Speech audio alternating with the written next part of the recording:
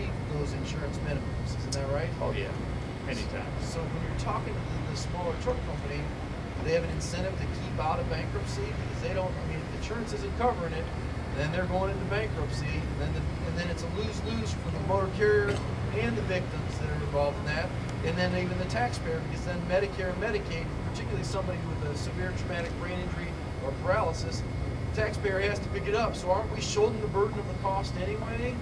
Well, we really are. I'm not going to mention this person's name. You might can figure this out, but I mentioned this to Andy. I believe this was ordained that this happened. When I got on my plane yesterday to come from South Carolina to Washington, nonstop flight, in walks my congressman who sat down right beside me. And after just a little bit of howdy and so forth, he's a young freshman congressman. He asked me, he said, what's your business in Washington this week? And I told him. And interestingly, his family owns an insurance company that insures trucking liability. And it was interesting to me, one of the first comments when I talked through with him a little bit about what the crash tests were going to involve and what the bill that ultimately he might get the opportunity to vote on, what it involved. One of the first comments out of his mouth, because his family owns this big insurance company, was, wouldn't that reduce the insurance premiums?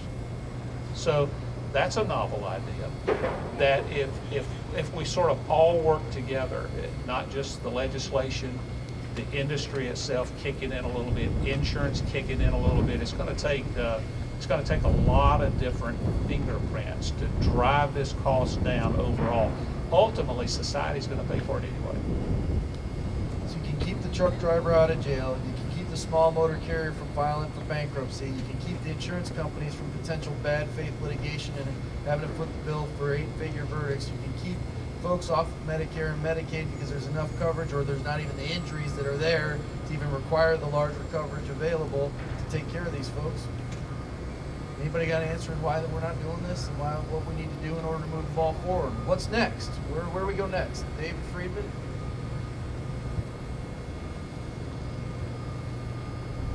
Well, I think some of it is every single person here and every single person hopefully seeing the stories, asking their members of Congress to step up and do the right thing. We got to get a vote on the Stop Underrides Act, and we got to get every member of Congress understanding that it could be someone in their family. They're there to protect us. They're there to help us. That's why we voted them in and sent them to Washington. So it's just asking them to do their jobs. So I want to give the audience an opportunity to ask any questions. Any questions from the audience? See that there's none. Any final comments, David? And just pass the mic for final comments. Nope, just thank you to everyone for making this happen. This is a really important event. I just think the best thing is to get the materials out there and the education to the public. Appreciate you, Andy, and the opportunity to be here. Glory to God, man. Yeah, thanks for the opportunity, and thanks to Mary Ann for those who put it on. Thank you, Andy, for inviting me up, and Mary Ann and Lois for your hard work. And I just want to encourage you not to do that. Thank you, Mary Ann and Lois.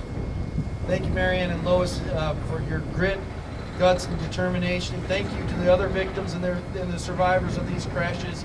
Continue to get up every day, no matter how hard it is, to fight the fight that Lois and Mary Ann have fought. It's amazing to me. You should follow them. Their grit, guts, and determination. They are an inspiration, absolutely, to us all. Thank you to our panel members. Thank you overall. Thank you.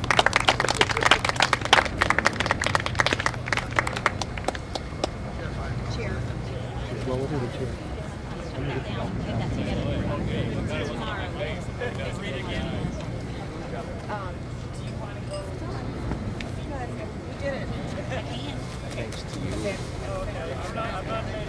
I saw them.